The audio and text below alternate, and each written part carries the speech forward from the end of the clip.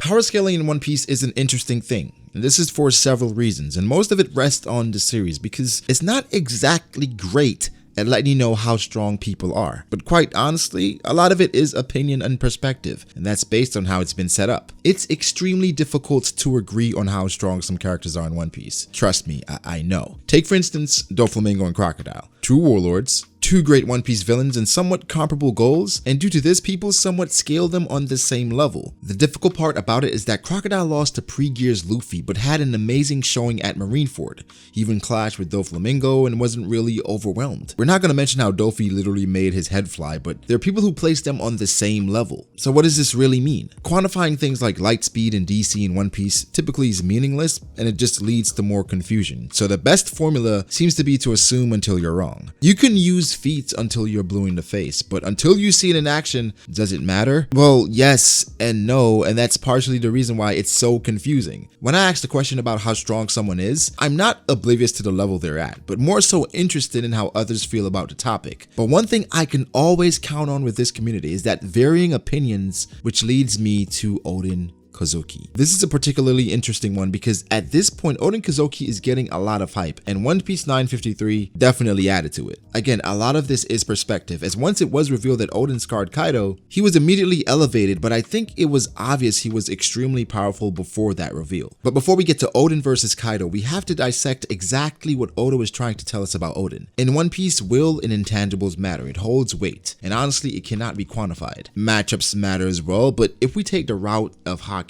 and then base it on what Rayleigh said in regards to not having any doubt, and that makes one powerful, Oden somewhat must be the embodiment of that. While being the son of Kozuki Sukiyaki, he was actually banished due to his repeated acts of violence, and that led him to Kuri. Now at Kuri, which was the hub for criminals and banished Ronin, Oden thrived and challenged the most dangerous man back then, Ashura Doji. And he won. He conquered Kuri, and of course his dad, the Shogun, could not ignore it anymore, and he was appointed to daimyo at 20 years old. Now, how strong was Ashura Doji back then? That's anyone's guess. But if you were to use the dialogue between Kinemon and Shutenmaru, it's implied that Kinemon was a bit stronger 20 years ago. If he were to attempt to scale Kinemon, he would probably be an officer in Big Mom's army around Oven, Daifuku, and Tamago, maybe a bit lower on the Mont d'Or, or even slightly lower than that, but around that level, but not quite commander level. Because I think Oven and Daifuku, they could be contenders, so he's right beneath that level. I was honestly looking forward to talking about Oden because there's a lot of intriguing things that we must highlight to get a gauge on his power level. One thing we know for certain is that he had King's Haki, as stated by Ashura Doji. And funny enough, in terms of King's Haki today, it seems that certain actions can determine whether or not someone has the color of the Conqueror. Luffy invading Marineford, Ace challenging Whitebeard, Doflamingo's ascension of power, Katakuri's dominion over his siblings, Kid's fearlessness to challenge any of the Yonko. As Rayleigh stated, not having doubt. What's interesting to note is that Oden's travels and the company he was in while he was alive. Not only is he liberating lawless areas and essentially through sheer strength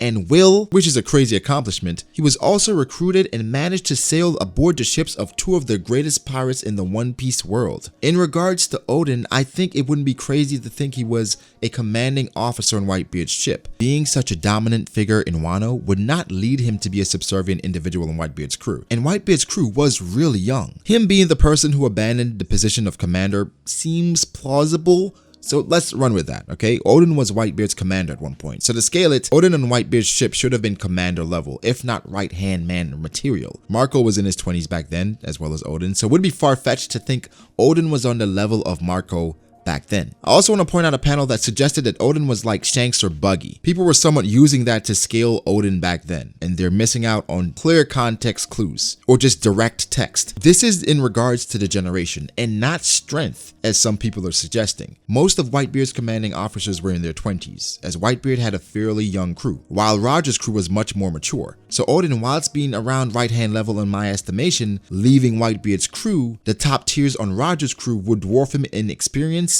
and overall strength. I would assume they had some battles against each other as he was specifically scouted by Roger, but you would have to somewhat highball his growth while being on a Moby Dick to assume he ascended to the level of Rayleigh, for instance. And that's kind of crazy. So after leaving Whitebeard's crew, because the exact time while he was on the crew isn't stated, he should be around right-hand commander level, which would place him below Roger's trio of Rayleigh, Scopper, and Bullet, if you consider him canon. But he quite possibly could be slightly stronger than Scopper Gabon. And we know nothing about the strength of Scopper, only that he was weaker than Rayleigh. More than likely. Now, what I think we have to understand about Oden is that he was special, not only by having King's Haki, but he was able to decipher the poneglyphs through the voice of all things, and more than likely was the reason why he joined Roger. An interesting perspective I want to talk about is the fact that Whitebeard literally had everything he needed to accomplish his goal. He let Roger have his ace that could decipher the poneglyphs. Granted, Roger has the voice of all things himself, but he could not directly read the poneglyphs like Oden could. Not saying Roger needed Oden to complete his journey, but he must have been an integral part due to not only being a Kozuki, but also being able to, again, directly translate the poneglyphs. After leaving Roger's crew, Oden went back to Wano, and remember, even setting sail was a crime. So in some ways, this was probably used against him to have him executed. 26 years before the start of the story, Roger found Raftel, so therefore, Oden had some years in Wano after the fact and possibly grew stronger whilst being there. We're not sure when exactly Oden scarred Kaido, but if we can infer, it was probably the night he was executed. Now, if he scarred Kaido during his travels with Whitebeard or Roger, it would make some sense why Kaido targeted Wano to occupy, but narratively I don't think it packs the oomph as it would if everything happened on the night of the execution. It would be a fitting climax and end to the legend of Oden Kozuki. If the indomitable Kaido pulled up to Wano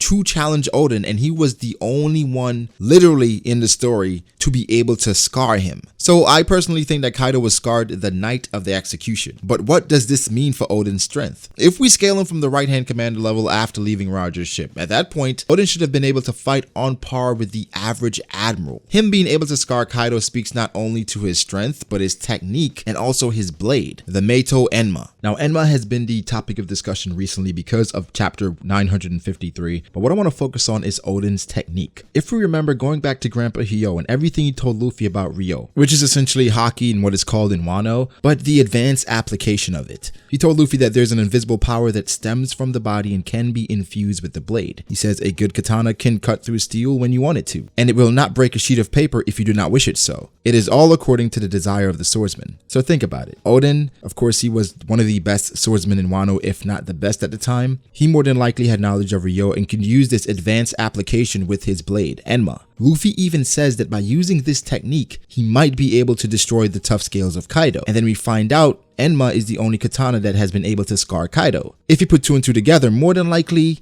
Oden had Ryo. So, along with King's Haki, Ryo, I'm gonna say he had observation haki as well. This dude was overpowered. But does that work though? Can you be overpowered if you lost your life essentially, protecting your people? Yeah, you can say he died for his people, but at the end of the day, if you were strong enough, you wouldn't have to die, right? So I don't know if I can say Oden is overpowered, but I think he is very strong. Granted, it was not enough because he was ultimately executed, but Kaido was there with his commanders, and I think Kaido at that point was around Yonko level, but not cemented like he is now. That would mean that Oden was around Admiral level at the time of his death, but was ultimately overwhelmed and possibly betrayed by someone to bring that fight to an end. I don't think the commanders of Kaido were as involved as they were occupied by Oden's retainers, and we cannot forget Inu and Neko were there. They got into some squabble after the fact, and we're assuming it's because of Roger's death, along with Ashura Doji, Denjiro, Kawamatsu, and those guys. And we know Ashura Doji